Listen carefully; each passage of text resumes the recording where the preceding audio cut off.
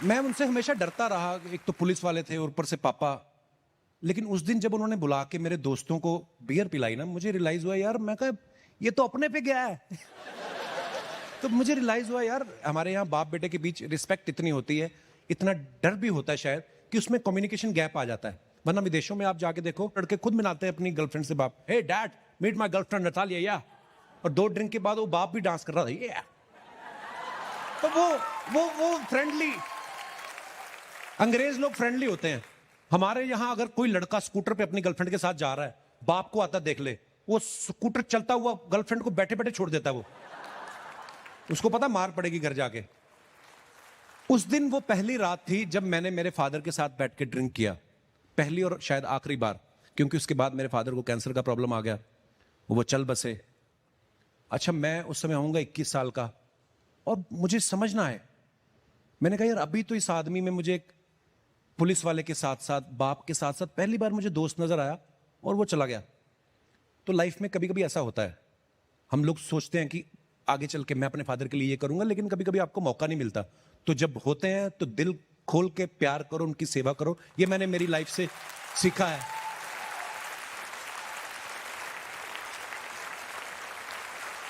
ऐसा होता है, आपने कभी रियलाइज किया होगा, कभी कभी ऑब्जर्व किया होगा। मेरे को ऐसा लगता है कि जब कोई बड़ी फैमिली से कोई आदमी हॉस्पिटल में होता है ना अपने लास्ट टाइम पे, तो वो बड़े राज खोल के जाता है। अपने बच्चों को बुलाएगा, बेटे I have a farm house there, मैंने आपको बताया नहीं था, मेरा एक वो अकाउंट में भी उसमें 3 करोड़ निकाल लेना, एक मैंने शेयर खरीदे हुए हैं। अमीर लोगों की बातें होती, हमारे जैसे लोग हॉस्पिटल में होते हैं ना, जाते जाते और काम दे जाते हैं। सॉरी बट मैं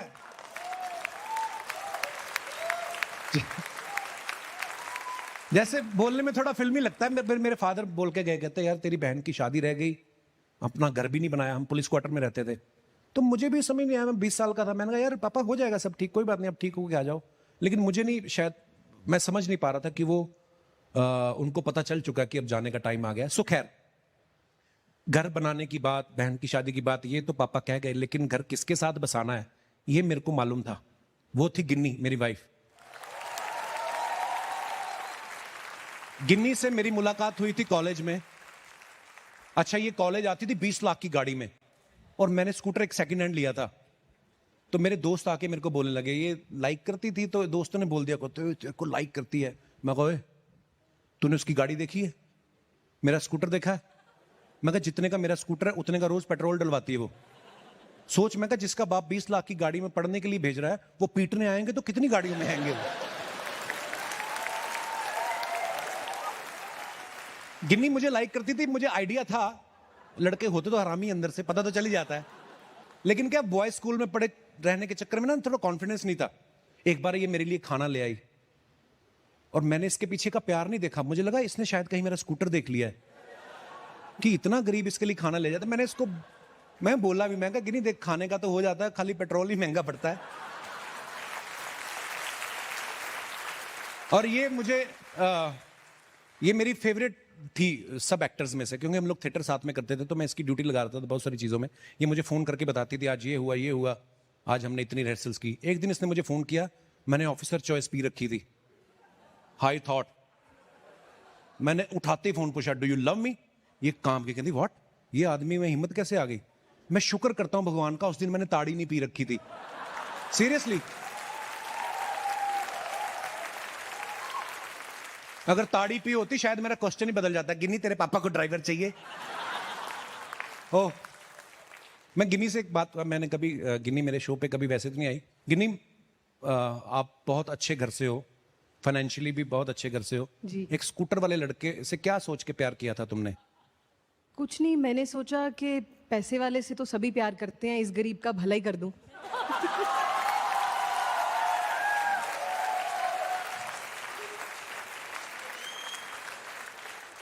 ये काम करने के लिए नेटफ्लिक्स ने मुझे बुलाया। मैं सीरियसली पूछना चाहता हूं, मतलब जैसे मेरे मेरे हर सपने को अचीव करने में बहुत सपोर्ट किया है, लेकिन तुम्हारे भी तो कुछ सपने होंगे। अब शादी हो गई है, छोड़ो। नहीं, शादी के बाद आदमी सपने नहीं देखता। आदमी सपने तो तब देखता है ना जब सोता है। तुमने मुझे सोने दिया? माइक माइक ले लो प्लीज, कल को पता चले नेटफ्लिक्स वाले मुझे निकाल के इसको साइन कर रहे हैं। हम लोग बड़ा डर डर के डेटिंग करते थे, साल में मेरे ख्याल से 4 बार मुलाकात करनी, वो भी मुश्किल से। ये मुंबई में आके मुझे पता चला कि आप ओपनली डेट कर सकते हैं, इट्स नॉट ए क्राइम। हाँ सीरियसली, हम लोग छोटे शहरों में क्या डेटिंग, कौन सी जगह पे जाएंगे, ज्यादा से ज्यादा नूडल की दुकान पे बैठ जाते थे, और यही डर लगा रहता था कि नूडल पहले आएंगे कि पुलिस। नूडल की प्लेट होती थी 40 रुपए की, पुलिस आ गई तो 140 की।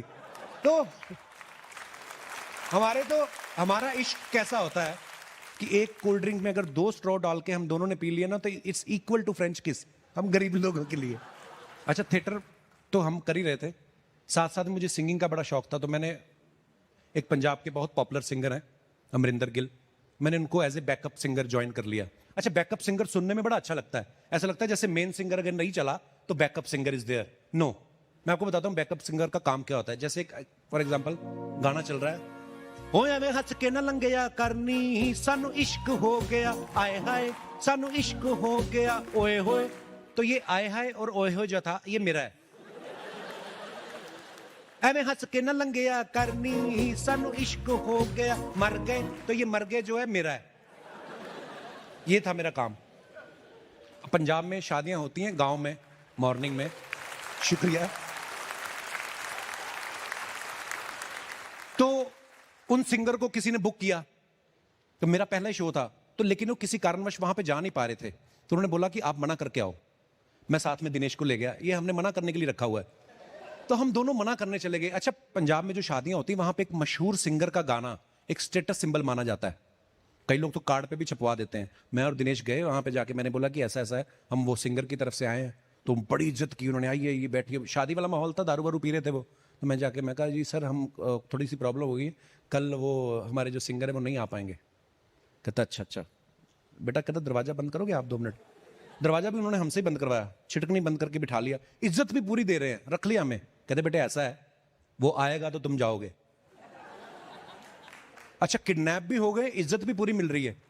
हमें बोलते ड्रिंक ले लो, मैंने 1 ड्रिंक लिया, 2 लिए, 3 लिए। आपको पता है 6 पी के अगर मैं प्रधानमंत्री के साथ बहस कर सकता हूं, तो 3 लेके मैं सरपंच के साथ तो लड़ ही सकता हूं। तो मैं भी हो गया, मैं कहा अंकल ऐसा हो नहीं सकता, आप रोक थोड़ी सकते हैं हमें।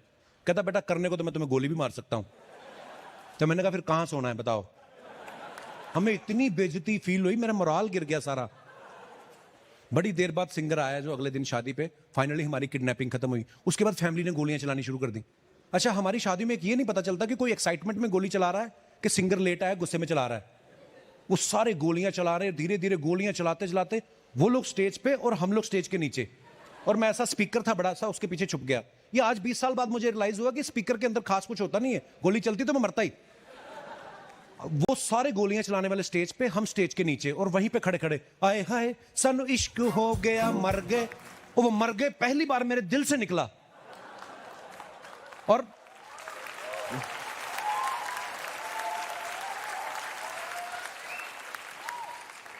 हर इश्क में होता है ना, आदमी बोलता है कि मैं ये लाइफ में कुछ करूंगा ये वो। मुझे ये था कि यार मुझे प्यार करती है गिन्नी, अब ये मेरे स्कूटर के हिसाब से तो कभी शादी होगी नहीं, तो मुझे भी लाइफ में कुछ करना है। ठीक है, गुजारा चल रहा है। पापा 2 जिम्मेदारियां तो दे के गए थे, तीसरी जिम्मेदारी मेरे दिमाग में थी। हालांकि मुझे ये लगता है मेरे फादर जिम्मेदारी बोल के गए, दे के नहीं गए वो। उसके बाद उन्होंने सारी काम खुद ही करवाए हैं। कई बार होता है ना कि मुझे ऐसा फील होता है कि वो कहीं ना कहीं फिजिकली शायद हमारे बीच मौजूद नहीं है, लेकिन एक गार्डियन एंजल बन के आपको राह दिखाते हैं।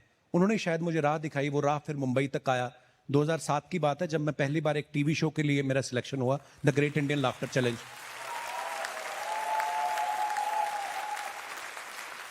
तो जब हम पहली बार आए बॉम्बे, किंगफिशर की फ्लाइट हमें मिली, एकदम चिल्ड फ्लाइट।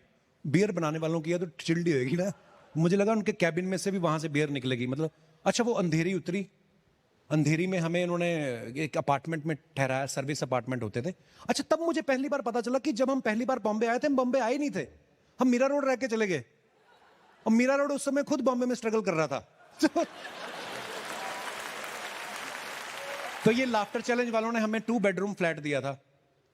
तो एक रूम में 2 लड़के, एक रूम में 2 लड़के, हॉल खाली। अब हमें आदत नहीं है खाली जगह देखने की, क्योंकि जब हम पहली बार आए थे हम 8-8 लड़के एक साथ इतना टाइट सोते थे कि हमें सपने भी सेम आते थे, इतना टाइट।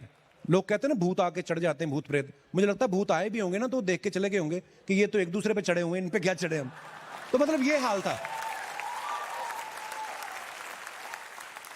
अच्छा, वो जो उनकी क्रिएटिव टीम थी जो शो बनाते हैं, वो लोग हमें रोज बॉम्बे टाइम्स की कॉपी दे, Bombay Times read this, make some jokes on current affairs. मैंने कहा ये अगर पढ़नी आती तो हम इधर कॉमेडी करने आते। बॉम्बे टाइम्स पढ़ेगा कौन? कहता go outside and observe people, ये नीचे देखो स्विमिंग पूल है, वो डायरेक्टर हमें बोले। तो मैंने कहा वो आप स्विमिंग करो जाके, आप दिमाग खुलेगा। तो मैंने कहा वहां पे तो ऑलरेडी लड़कियां कर रही हैं। तो बोलता देन व्हाट, आप जाओ आप भी स्विमिंग करो। अच्छा, हम तो लड़कियां जिस स्कूल में थी हम कभी वहां नहीं गए, लड़कियां पूल में, तो हम कैसे जाए, हमारा कॉन्फिडेंस ही नहीं। हिम्मत करके मैं चला गया स्विमिंग पूल। अच्छा, जब स्विमिंग पूल के अंदर घुसे तब हमें नया कॉन्सेप्ट पता चला, स्विमिंग कॉस्ट्यूम। वो कहते do you have swimming costume? मैं कहा वो क्या? हम तो तालाबों में नहाए हैं वहां पे, है ना, भैंसों के साथ। ना कभी हमने भैंसों को रोका, ना कभी भैंसों ने हमें रोका, है ना। कोई ना उन्होंने कभी कॉस्ट्यूम पहना, ना कभी हमने। उल्टा तालाब में स्विमिंग कर करके हम भैंसों का दूध भी निकाल के ले आते थे।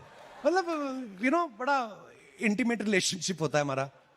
खैर, ये सब जो भी हुआ उस समय, तो लाफ्टर चैलेंज का मैं विनर बन गया। मुझे पहली बार लाइफ में, वो मेरा बड़ा इंपॉर्टेंट मोमेंट था, मुझे 10 लाख रुपए की प्राइज मनी मिली।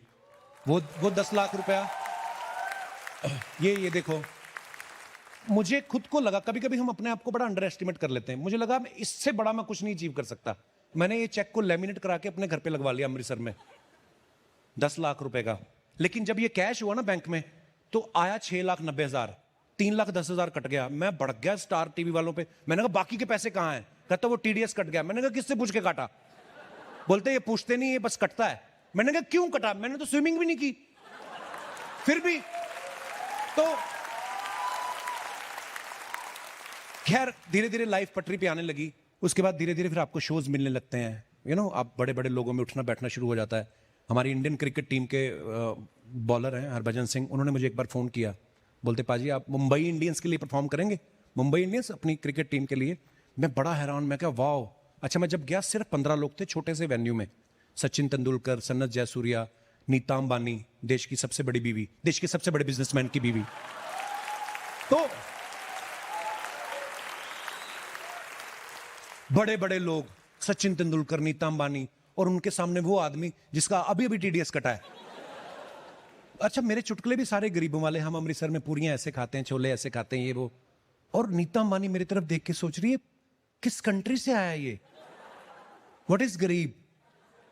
मैं उनको बोलूं मेरे पिता पुलिस में थे, वो सोच रही हैं कि पुलिस में तो शौक से हो गए, बिजनेस तो होगा कोई। अमीरों का अलग ही, मैं जोक अपने फेंक रहा हूं, कोई नहीं चल रहा। मैं कहा अमीरों का अलग ही होता ना, जैसे कि वो लोग क्या पत्थर यहां पे पहनते हैं उंगलियों में, हमारे निकलते हैं किडनी में से। आप हंस रहे हो, वो नहीं हंसी, आप इतने अमीर नहीं होंगे ना।